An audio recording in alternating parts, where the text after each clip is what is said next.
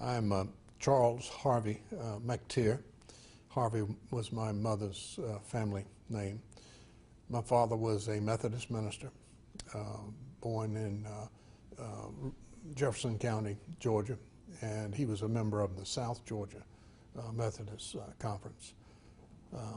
I was born in Columbus, and we moved to Waynesboro, moved to Moultrie, moved to Dublin, and back to Columbus, where I went to high school. And then I finished high school in Columbus and came to Emory in 1957, enrolling as a freshman in the fall of 1957. Now, our family has a long history of a relationship with Emory.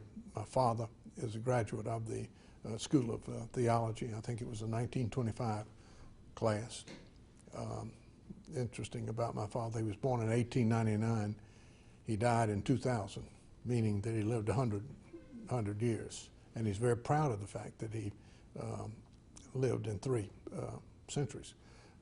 But he had a great affection for Emory that meant a lot to him. While he was here, he served at several churches in the metropolitan area of Atlanta, getting his Master of Divinity degree and then going to work full-time in the South Georgia Conference of the Methodist Church. So Methodism was, a big part of our family experience, and one of the main reasons that I came to Emory. I got a scholarship, and that helped, but just simply because of Emory's relationship with the Methodist Church and my family. My brother, John, also was a student at Emory. Actually, he started at Emory at Valdosta when Emory did have a 2-year program in Valdosta, and then came to the main campus and finished a baccalaureate, and then attended law school and worked for the university for several years, became business manager of the university. And it was through him, in a lot of respects, I was able to, when I graduated, to become an employee of the university as an assistant administrator of Emory Hospital. But before that, while I was a student, I also worked for the university as a campus policeman. At the time, Emory did not have its own security force. We were actually DeKalb County policemen. And at the latter part of my junior year, I went to work for the university in that capacity. And my first job was to secure the buildings on the campus every night, beginning at 10 o'clock. And my first stop in doing that was the Emory Clinic. And I would start on the top floor and walk every floor down to the basement, checking to make sure that the building was clear, that there weren't people there that were not supposed to be there, and making sure that it was locked up and secure for the evening. So I saw all the names on the doors and got to know I probably knew the clinic building as well as anybody did in those times.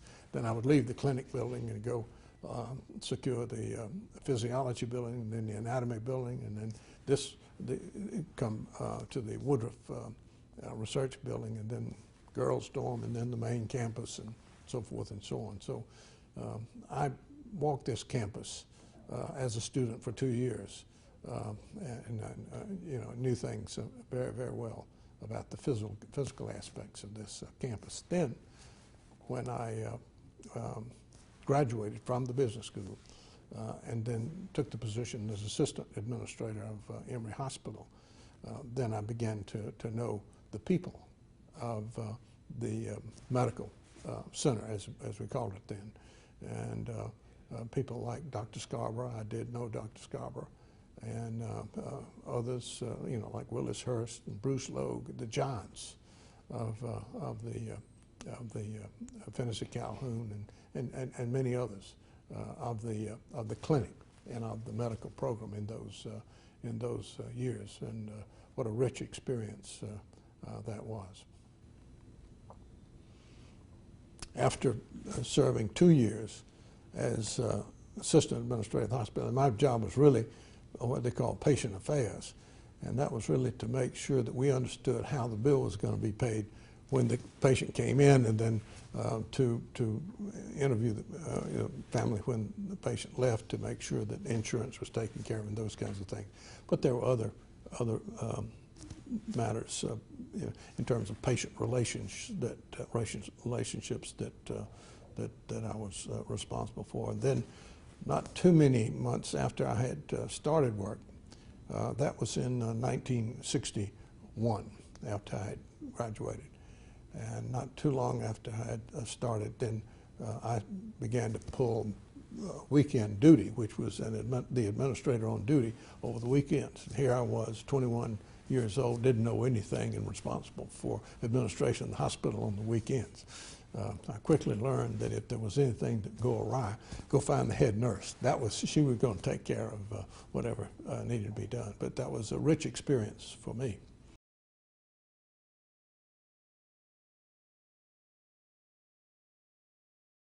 Helen Graves. Helen Graves had been an Army nurse, and she had the straight back and the personal strength, to fulfill that responsibility well, with the military bearing that she had. And then she had two very fine assistant head nurses, and Mary Woody being one of those, who later became head nurse in later years. It was interesting that Mary did not have a BSN. She had a certificate, but she was such a strong and capable nursing leader that she was given that responsibility. And she went on to become the dean of the nursing school, new nursing school at Auburn University. So everybody appreciated Mary. She was just a great Emory asset, as Helen was. But Helen was the boss when I first came on board. And then after 2 years of serving as assistant administrator, I became business manager of the Department of Psychiatry. And these were the years when the faculty of the medical school was becoming more full-time. Much of the past history, but in prior years, the faculty had been part-time, having that clinical practice, and then coming on campus and teaching in a part-time arrangement. And as others I'm sure have said, that in the 1930s, Mr. Woodruff took an interest in the Emory medical program when members of his family, his mother, his grandmother, others became ill. He recognized there was not a preeminent medical program in Atlanta, and that there ought to be. And he chose Emory to begin as a place to begin making his investments. I think understanding that the teaching and research aspects of the institution were important allies to the patient care objectives that he probably had principally. But he wanted to see the medical program here grow into an outstanding medical center that would compete with the best, and he began to make gifts to the medical school. Got some of his friends on the Emory board to help him support the program, and what they ended up doing was essentially covering the deficit of the medical school. And he and his friends, tired of that, and particularly because his friends just quit participating, Mr. Woodruff asked the university to give him a plan for stabilizing the economics of the medical school, and that he would then make an endowment grant to the institution. And that was in 1952, I believe it was.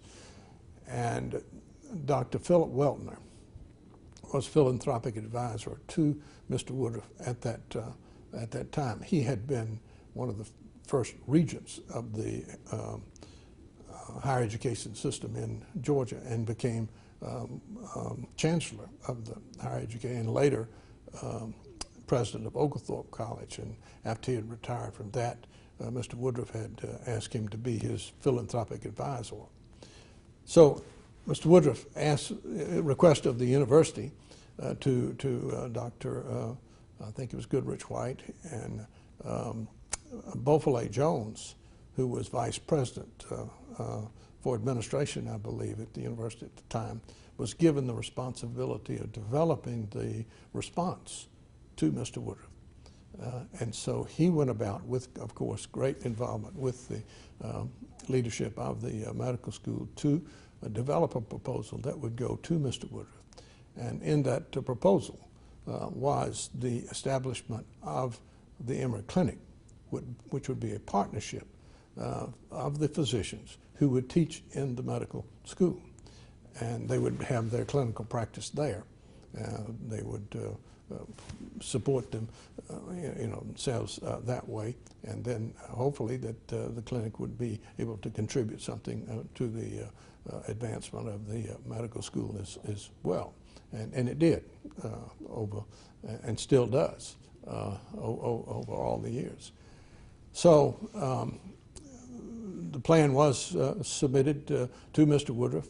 Mr. Woodruff gave it to Dr. Weltner, and after a period of time, Dr. Weltner gave his blessing to it, and Mr. Woodruff said that he would accept it and that he would make a gift, and I believe the gift was $5 million, and it was $4 million for endowment and $1 million to build the clinic, building itself.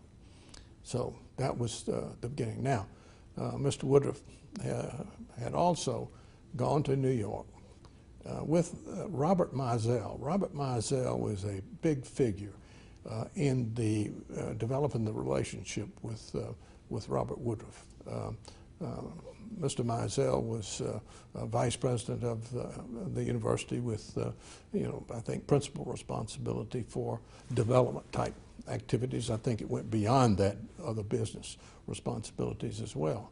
But Mr. Woodruff particularly took a liking to Mr. Mizell, and it was Mr. Mizell and Mr. Woodruff who went to New York to get from Memorial Hospital Dr. Scarborough, Dr. Elliott Scarborough, to come and head the medical program at Emory. So those were the beginning parts of the clinic experiences as I know them.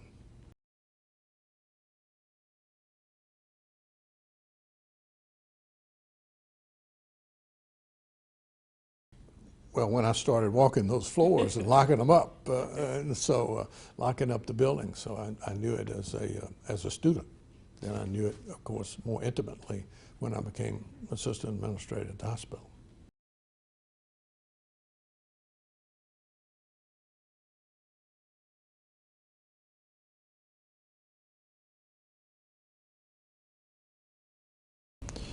Well, I don't know that I can speak as authoritatively about that as you would like for me to do, but I think that you will find that you had some very, very strong clinicians that were part of the Emory experience at that time. Several states around Georgia did not have medical school until later on. I mean, like the 1940s and maybe even 50s. So we got a lot of students from other states. Florida was a particularly strong contributor of students for medicine at Emory. In my days, a big percentage of the class would be from Florida, and many of those would be wanting to go to medical school, and they were outstanding students. But anyway, Emory was strong in clinical and strong in teaching, not nearly as strong in research as it is this day in time. But I would say to you that all of the doctors who had been working, let's say part-time with their own clinical, were cautious, is the word I would use, about going into the partnership, not knowing, what that experience was going to provide economically. But they liked to teach, they loved to teach, and they were proven to be good teachers. Dr. Willis Hurst, wrote the book on the teaching of cardiology. And of course, Dr. Hurst was President Lyndon Johnson's doctor for a period of time, just, an outstanding national figure in cardiology. And there were others like Dr. Logue and others that were so greatly respected. So yeah, they had their ideas and I would say their concerns, but the clinic prospered, I think, early on from everything I know, and therefore their concerns about their economic circumstance were allayed by the success of the clinic. And as a partnership, they were pretty much in charge of what they, what went on in terms of the patient care through the clinic.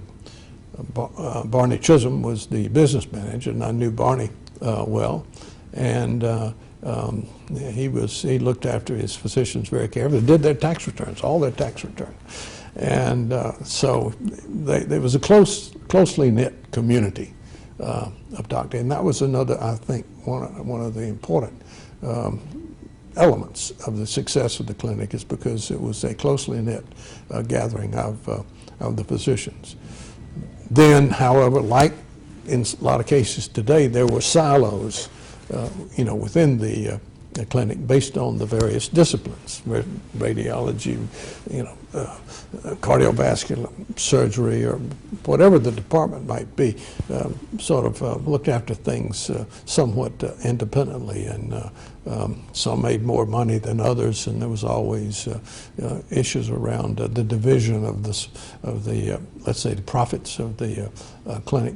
But good, strong management by the leadership of the clinic again calmed those concerns, for the most part.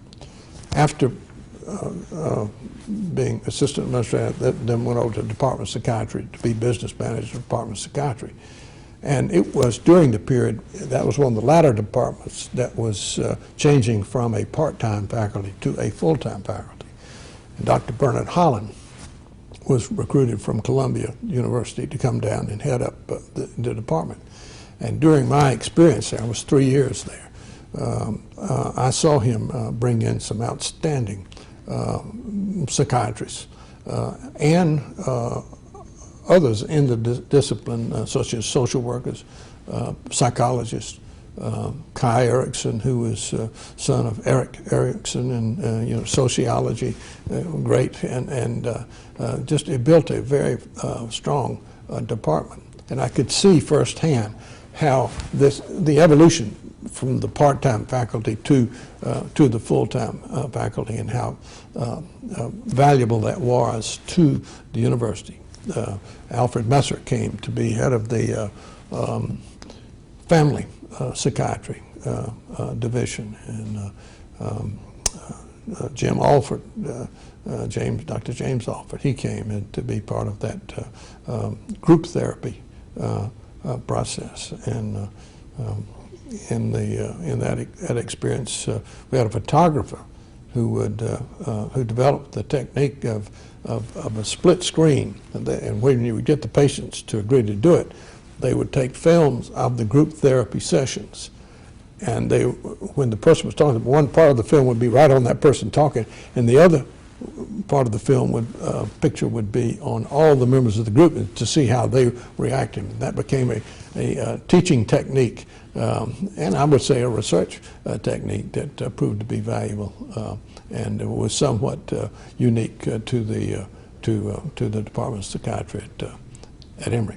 That was also the period when the Georgia Mental Health Institute was opening on Briarcliff. And the Georgia Mental Health Institute was to be the teaching and research program for Georgia in mental health. And under President Kennedy, there was the want to develop a lot of community health services.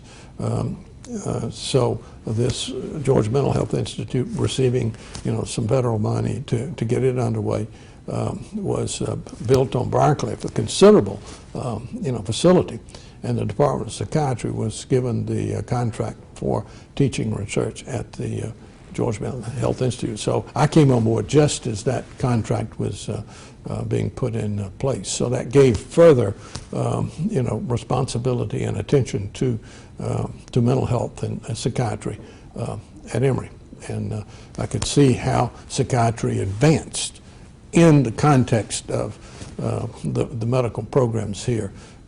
Historically, as everybody knows, psychiatry has not been looked upon as perhaps the most important elements of a medical center, unfortunately. But and a lot has changed in that regard. But I would say that they were looked on with some skepticism and were not in the upper tier of the hierarchy of medicine. But Dr. Holland and the great strong people that he brought in and the relationship with Georgia Mental Health Institute helped to overcome those attitudes about psychiatry. And as with other departments as well, Dr. Holland had some difficulties with the university on matters of money for the most part, and I was able to help him with those relationships and to help with the state actually in securing sufficient monies for the department to do well. So in that role, I had direct relationships with people at the clinic, like Mr. Chisholm, on particularly the money issues, and then in the placement of the psychiatrists who would be coming, like the children's health program was developed in a couple of houses where the new hospital is going up, across the J wing of the new hospital is going up. Child psychiatry was located there. And then right next to the A building was the master's house where the family psychiatry program was placed. So in all of those placements, I was negotiating with Emory and with the clinic on the placement of those facilities. Then after 3 years in the Department of Psychiatry, I then moved over to become Associate Director of what we call personnel, call it human resources this day and time, with a particular understanding of and focus on the positions in the medical center. Given, again, as we know, that most of the employees of the university will be found in the medical center. And I was responsible for things like developing the wage and salary scale for the non-academic positions in the university, which again included so many in the health area. And the way I would do that, I would go and research the point of what were nurses being paid, RNs being paid across the city in our competitive situation. Find out what those prices were, add something to it, put that in. Then we built everything around what the nurses were going to be, needed to be paid. So again, healthcare had a lot to do with how the university functioned in that case in wage and salary matters. But, and then after 3 years in that position, I was invited to become assistant to the president under Dr. Atwood and assistant to the Board of Trustees under Henry Bowden Sr. And I did that for 2 years before then going on to serve at the Woodruff, Whitehead, and Evans foundations. I started as the corporate secretary of the foundations, became the secretary treasurer, and then vice president, secretary, and treasurer. And then when Beausoleil Jones retired, I succeeded him as president and served as president for 18 years.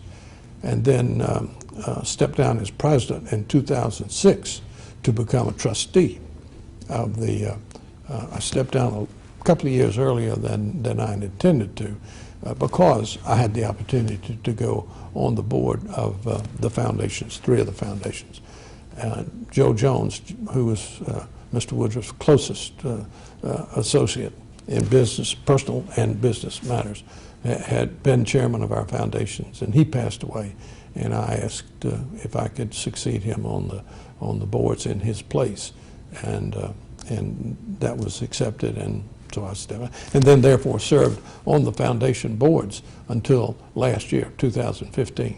So 43 years of experience with the foundations, and with so much of that experience relating to the development of what had become known as the Robert W. Woodruff Health Sciences Center. Initially, it was just the Woodruff, because the early money came from the Emily and Ernest Woodruff Foundation, which was endowed by Mr. Woodruff's mother and father and brother Henry, and not his own personal money. And so it was very appropriately called the Woodruff, and provided for the entire family. But later on, because he began to give so much of his own personal wealth to development of center, then the trustees of the university, I think with Mr. Beausoleil Jones' encouragement, changed the name to the Robert W. Woodruff Health Sciences Center. But all of that, the clinic, and over all the years, the clinic has been a central part of the Woodruff investment over the years. Of course, going back to the 1930s, he gave the $50,000 to establish the cancer clinic, and that which now is the Winship Cancer Institute, and so.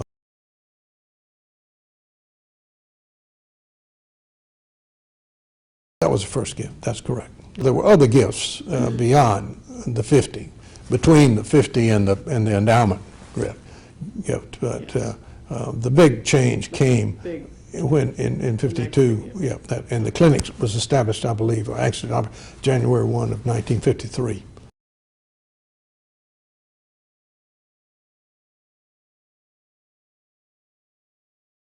I wouldn't say took care of it completely, but it certainly relieved the economics of, and I'm confident over a number of years it did. But as the medical school is challenged today, even though the clinic is there, I would say to you that there were other years that where there probably was a deficit, but there was enough cash flow throughout everything that it was not a. But I can't tell you, that every year from then on there was no deficit. That's right.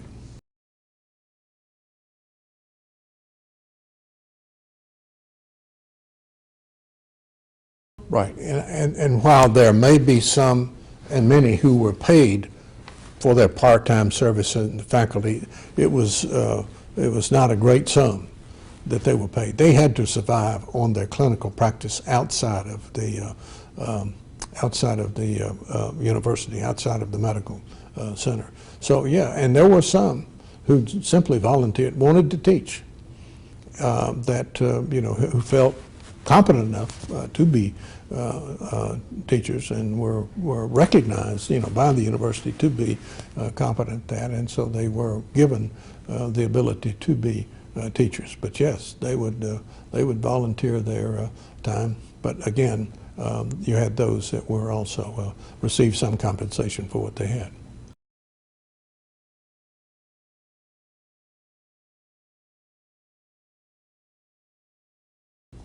Yes. Oh, yes. Yeah. And when you say medical staff of the hospital, yes, for sure. Now, it's possible. Of course, you had Crawford Long. It's very possible for some of those teachers in the earlier days to be physicians at maybe Piedmont, someplace else. I don't know that detail, but I would say to you that it would have been possible for some of those teachers to not be on the medical staff of, say, Emory Hospital. But anybody, I think, who was paid as a faculty member would be on the medical staff.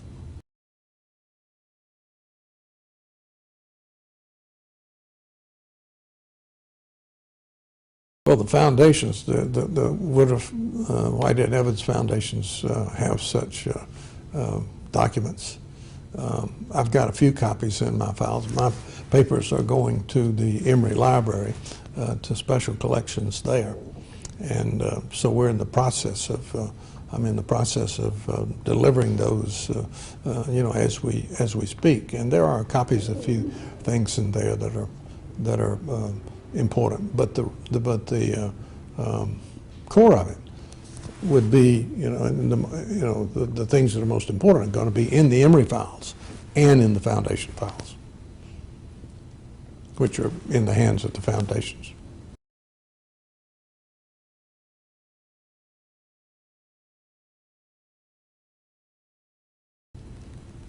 Well, I think that the medical part of and health sciences of the university have always been a larger portion of the university in terms of numbers of people, in terms of the economics, and there's always been a tension between the rest of the university and the Health Sciences Center. And so much of it does have to do with economics. How much does the Health Sciences Center contribute to the support of the university, i.e. paying for different things like, utilities and facilities, parking, and, just a whole array of ways, human resources and so forth. And, over time, instead of having one human resources department to serve the entire university, I think that you now have a human resources program that serves just the Health Sciences Center today. Perhaps under one umbrella, but clearly not combined as it might have been. And so issues like that have gone on over the years, and you would not, there would be many folks on the non-medical side who wouldn't understand why the medical folks were getting paid so much more than they were getting paid teaching and perhaps doing research, on the non-medical side of the university. So there's always been tensions, but they are understandable and very practical tensions that you have to recognize and you have to deal with, and the leadership of the institution has to resolve those among the let's say the disagreeing parties.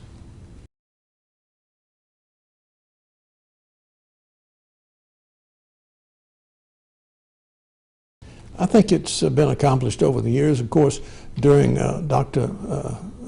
James Laney's presidency, the clinic ceased to be a partnership and was made a corporation.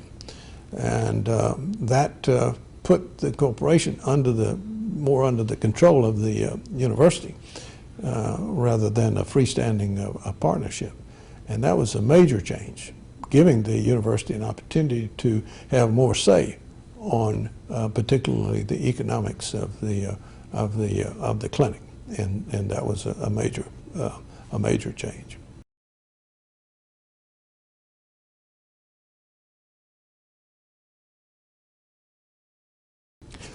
Well, I think because of the tensions, the degree to which they had grown at the time, I think yes. I think yes. You would find some who would debate that point, particularly those that may have been around at the time that that change was made, because there were some physicians who were making very handsome, not salaries, but returns from their work, particularly the cardiovascular surgeons who would do the several heart surgeries in a day, and who made considerable monies from their work. But again, they were teaching something that was at the cutting edge of their professions, and so they were being remunerated commensurate with what the going rate for those kinds of capabilities were at the time. So anyway, but so much of what tension there is within within Emory in terms of health sciences versus the rest of the, so much of it has to do with the economics. And there's also the tension of is the president fully in charge of the health sciences part of the university. We have an executive vice president for health affairs who does report to the president, but historically, and there is a Woodruff Health Science Center board of the Board of Trustees, and that Health Sciences Center board has largely governed the activities of the Health Sciences Center. And sometimes I think the presidents have felt that the Health Sciences Center board stood in between the president and the people that were supposed to report to the president. And so that's been a tension as well. But look at the record as things have evolved and grown over the years. Those tensions have been effectively dealt with, not eliminated, but effectively dealt with, so that the university does prosper this day and time, and has prospered over the years.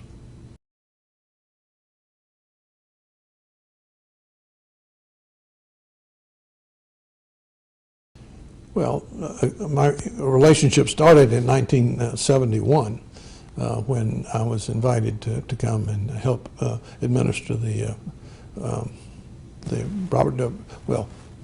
Emily and Ernest Woodruff Foundation, Joseph B. Whitehead Foundation, Lady Pate Evans Foundation, Lady Pate Whitehead Foundation, and the Trebor Foundation. Trebor was Robert spelled backwards. That was his personal foundation. Again, the Emily and Ernest Woodruff Foundation was mother, father's, and brother Henry's estates had gone into that foundation. So I first met him in, I think it was about October of 1971, after Mr. Jones had called me and said he would like to offer me a job to help him. And so when I took me about a half a second to say yes, and then he said, well, one of the things we want you to do is come down and meet Mr. Woodruff, and which I did. First, though, you had to meet Mr. Joe Jones. And again, Joe Jones was Mr. Woodruff's close associate assistant. Actually started out as his secretary back in the 1940s. That's when male secretaries were more acceptable given the traveling and so forth of the principals. And he then, from that position, became, as Mr. Woodruff said, Joe knew more about my business than I did. And so sat with Mr. Jones, and then went to meet Mr. Woodruff. And it was a very good meeting. He was friendly, and he was in his 70s and had one stroke, not completely debilitating, but it did impact him some. And so he was not in his prime. And the business of the Coca-Cola company had largely been turned over to others like Paul Alston, who was chairman of the board, a president and CEO at the time that I came with the foundations. But make no mistake about it, no major decision was made in the Coca-Cola company up until Mr. Woodruff's death without consultation of the CEO with Mr. Woodruff. I mean, he was in effective control of the company from 1923, when he took over as president of the company, until he died in 1985 at the age of 95. And he decided himself when he wanted to die. He was down at Itchway, and he quit eating, and just wouldn't, he was okay otherwise. I mean, he had difficulty moving about, had to be sometimes fed by his Cal Bailey, his aide, But he just decided that he'd had enough, and he quit eating, and a month later he was gone after a full hunting season, though, at Itchway.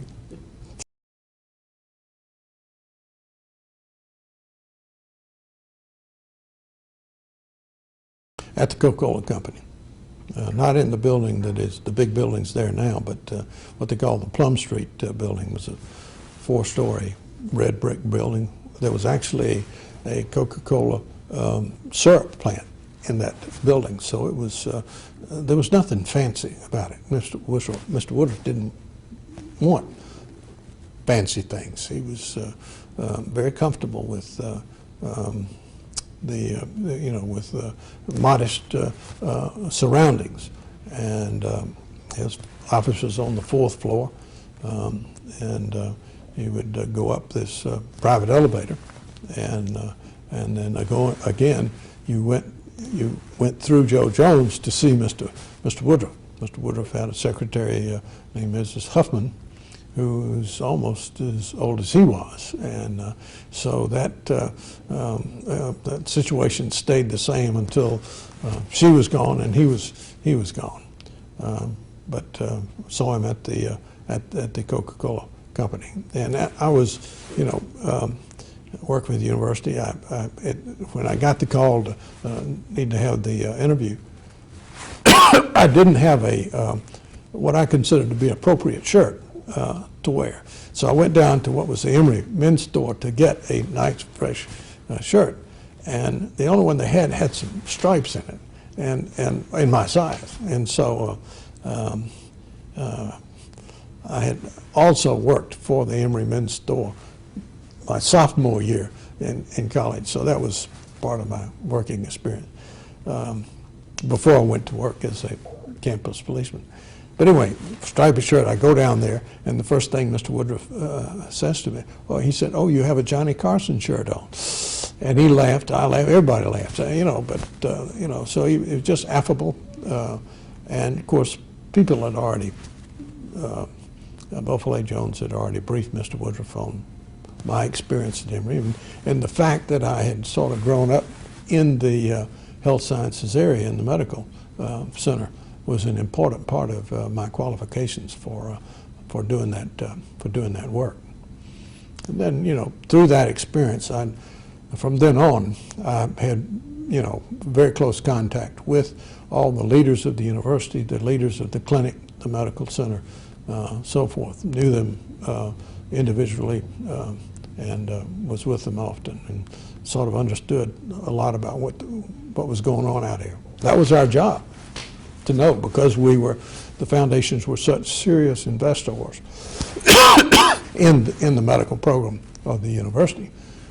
Through all the money that the foundations have given to Emory, the bulk of it has come to the health sciences side of the university, except for the gift in 1979 of $100 million, which at the time was the largest single gift to a college university on record, and that was given to the university. But the health sciences benefited from that too, since it was applied to all parts of the university.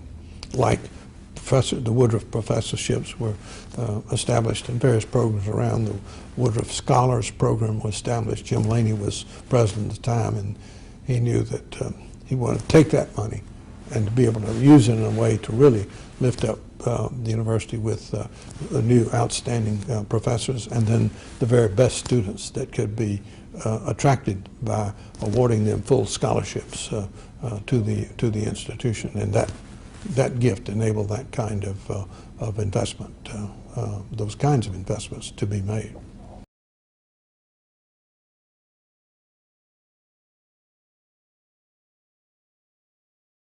Yes. Oh yes. Oh yeah.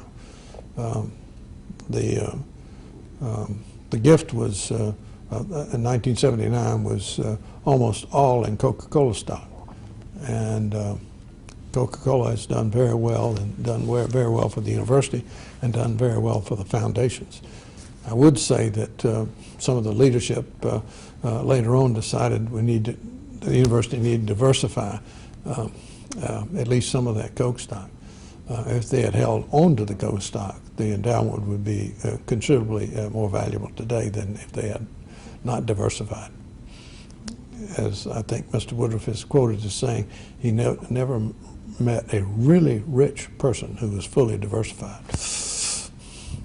There was always going to be some core, some central place, central contributor to the wealth of that individual. And it was a good source, and Coke has been that, still is.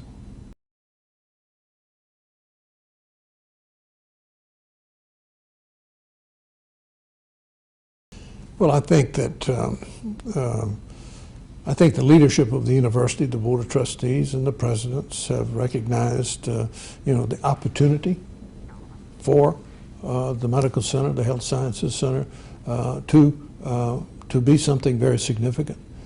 One of the things Mr. Woodruff did was to give the university money to buy the land on which CDC now rests, and having that major national institution as our neighbor, I mean absolutely close by neighbor, and having all the interactions between the university and CDC that are made possible because of that. That was an uplifting element to it. Grady, one of the great teaching hospitals in the country, that's been recognized for so many years.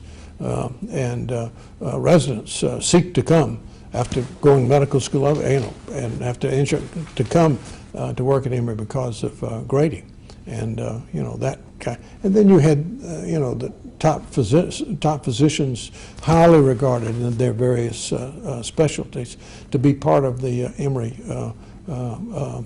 physician leadership, and so that helped propel the institution. But perhaps that which drove it the most was the Woodruff investments in development of the program. And then add to that the Rollins investments, particularly in public health, building the public health school to what it is today, one of the top public health schools in the country.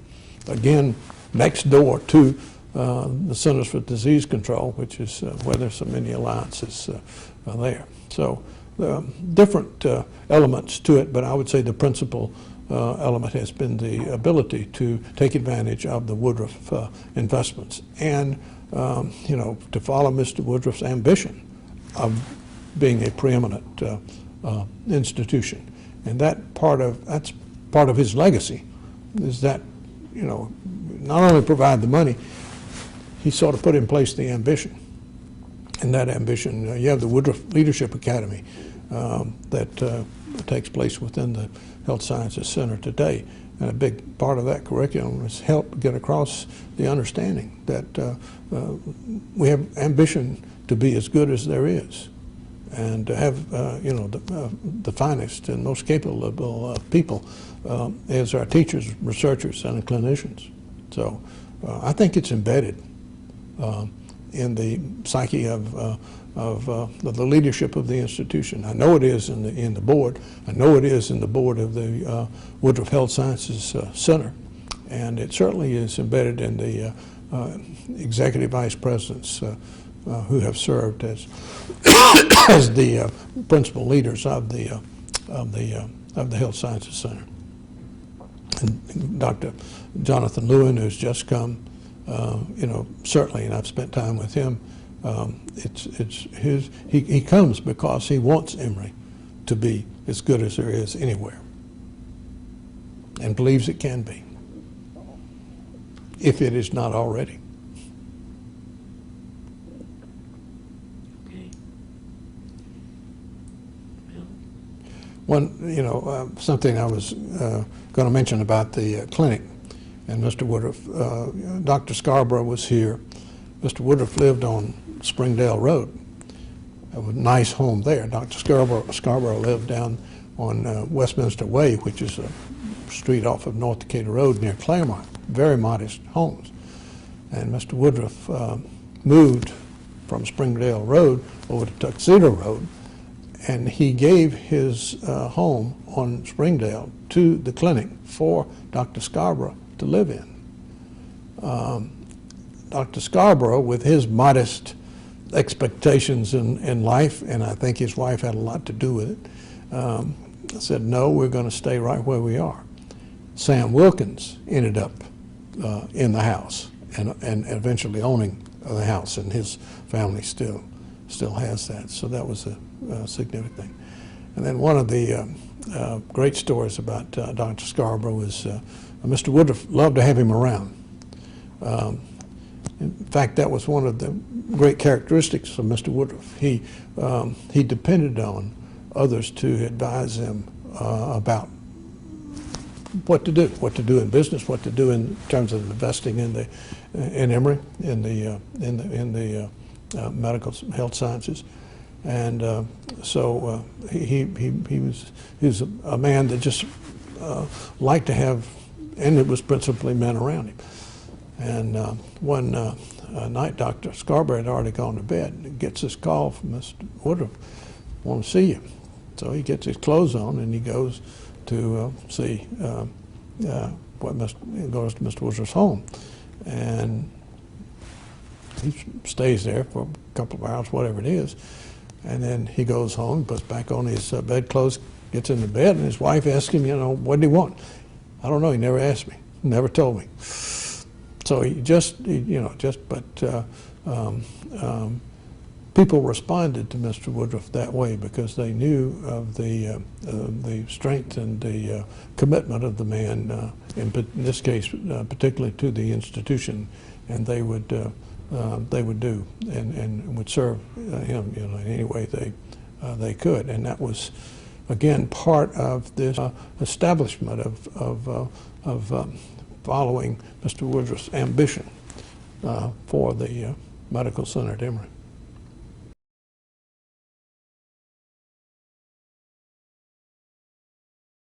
After Mr. Woodruff was gone, had to lead the determination of what would be done with Itchaway after he was gone, because he did not prescribe what should be done with it. He did leave it to the foundation, almost 30,000 acres, which was his hunting preserve.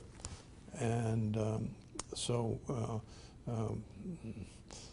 we did some investigations, had the Nature Conservancy come and to do a full year's natural features inventory to see what was there in terms of its significant natural features. And they came back with the statement that it's the national treasure of biological diversity that should be protected. And so then it was the question, all right, if we're going to do that, it's that significant, how are we going to do that? So we looked at various ways in which that could be done, such as giving it to the Nature Conservancy or giving it to the University of Georgia. Really didn't fit situation at Emory, so that wasn't considered. But we ended up with the decision to retain it ourselves in the Woodruff Foundation, but for it to be something very different in what it is now. And what the decision for it was to be what we call an ecological research center. But it's studying the ecology of the coastal plain of the United States. That's the natural setting, geography of that area. Longleaf pine being the most distinctive plant there. And longleaf pine used to be the predominant tree from Virginia to Texas.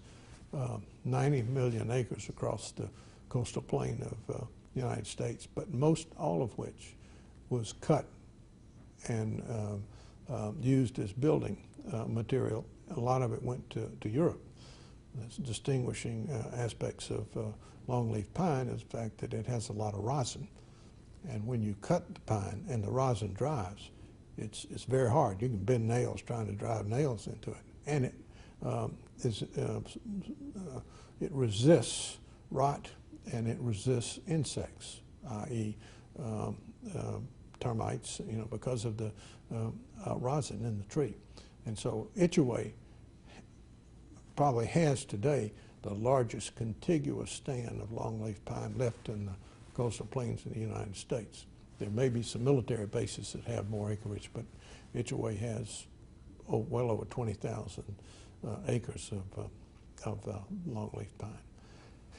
So we have a program there. The Woodruff Foundation has a program now where there are the 9 PhD scientists full-time at the center, and well over 130 students of various levels, graduate students, postdocs, and sometimes baccalaureate students come to get study and receive credit courses for their work. And the relationships, the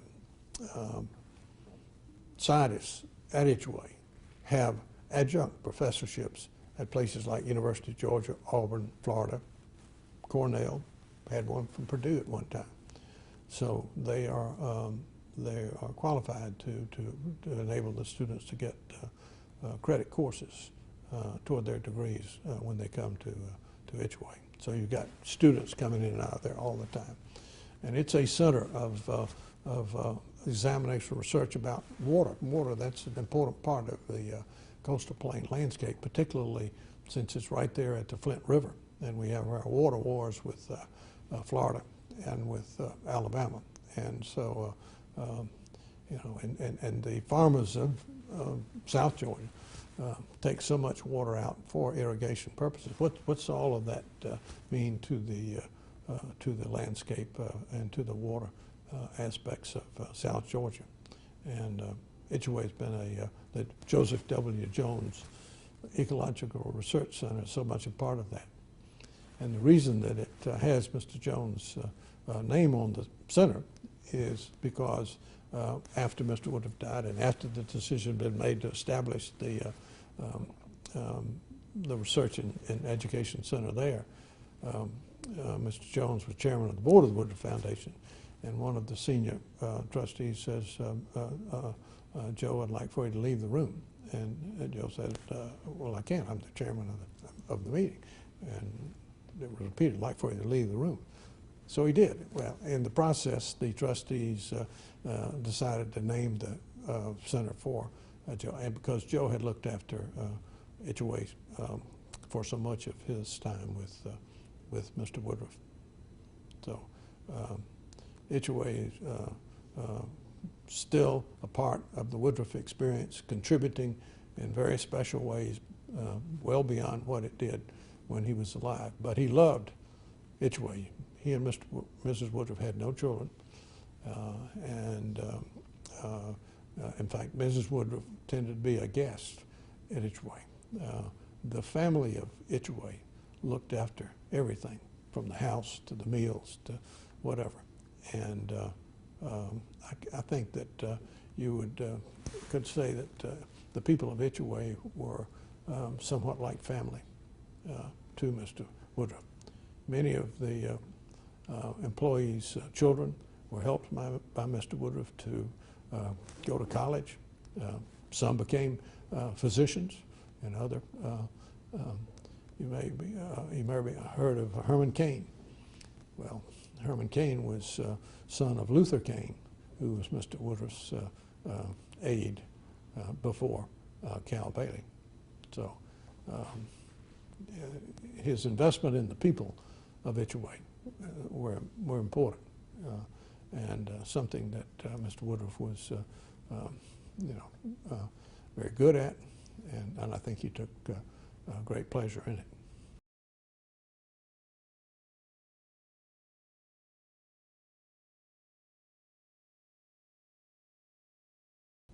Well, I think that when I would have conversation, and Ophelay Jones was, when I went to work with the foundation, he was on the inner circle. I was in the room, but I wasn't in the inner circle. I was probably holding coats or something like that.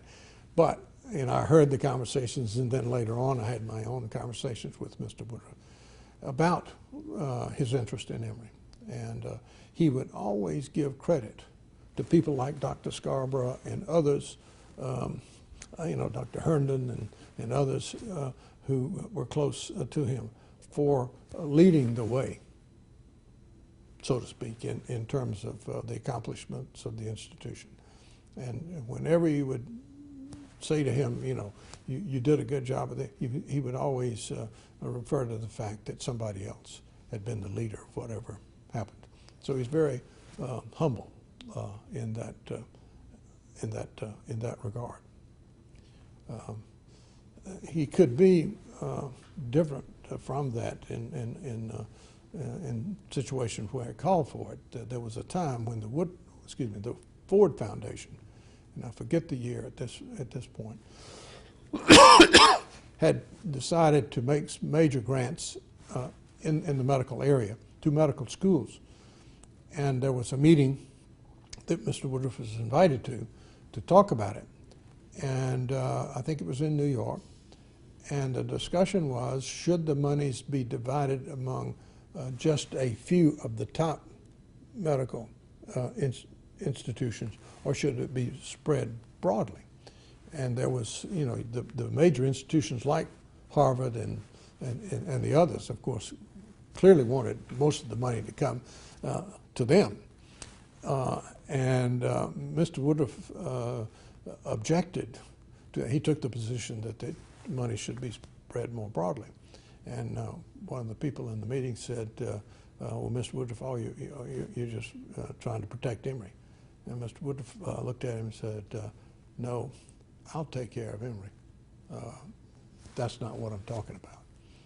So, he could be tough when he needed to be tough.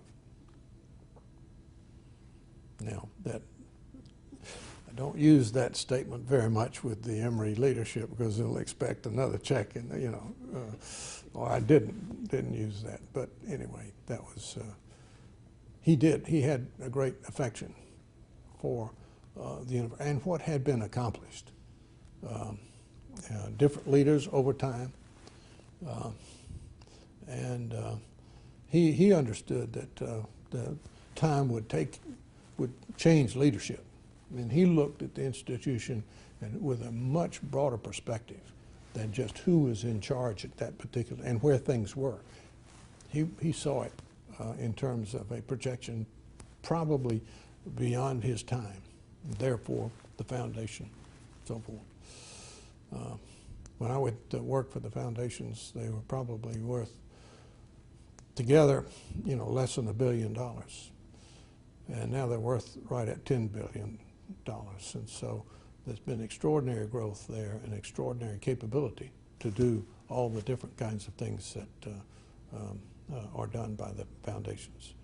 And the Woodruff Foundation is the principal investor in the medical program here at Emory, with Mrs. Evans and the Whitehead family contributing as well in some other ways over time, but less meaningfully today. In 1944, Mr. Woodruff supported the university taking in the dental school. The Atlanta Southern Dental School was, the discussion was, did Emory want a dental school? Did he want to take it in?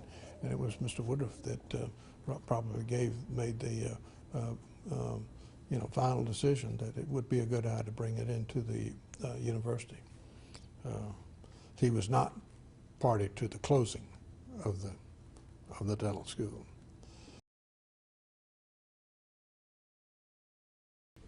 Based on what I know, the most important person.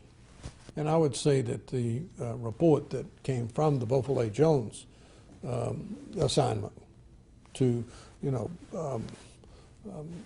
say what the university, the medical program could become and how it needed to be structured in order to do that, i.e. the clinic. And there was also the establishment of the Basic Health Sciences Division that Dr. Jim Bain was director of, which was to teach not only the medical students, but the dental students and the nursing students. Now, that didn't work out very well, so it was dissolved over time. But the structure of that was an important part of the design for the university. And I would say Mr. Mizell was not part of that. He came earlier. He came earlier.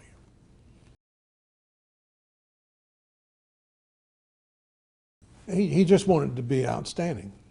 He wanted to see it become, you know, a leading medical institution. And I don't think he had a great blueprint of exactly how to do that. Again, depending on others to create that that pathway. And I would say that Mr. Mizell helped him to understand how it could be done.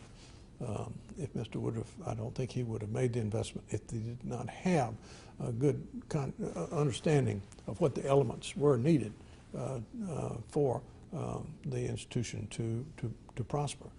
So yeah, I'm going to say that I did not know Mr. Mizell. I just simply do know that he was a major part of encouraging Mr. Woodruff to be a meaningful investor in Emory and in the medical program at Emory. So yeah, and again, he went to New York with Mr. Woodruff to get Dr. Scarborough, and so you can imagine the conversations that went on there with Mr. Mizell participating in encouraging Dr. Scarborough, you know, a leading physician in New York who had great promise there, to leave that and come down to this southern institution that only perhaps modestly existed within the hierarchy of medical institutions of the time. Well, it's a shame that you know, that those that really knew him and exactly what occurred at that time are not here now. Well, my knowledge of it comes from what I have heard from those that did know, to the extent that we talked about it, and then from my readings as well.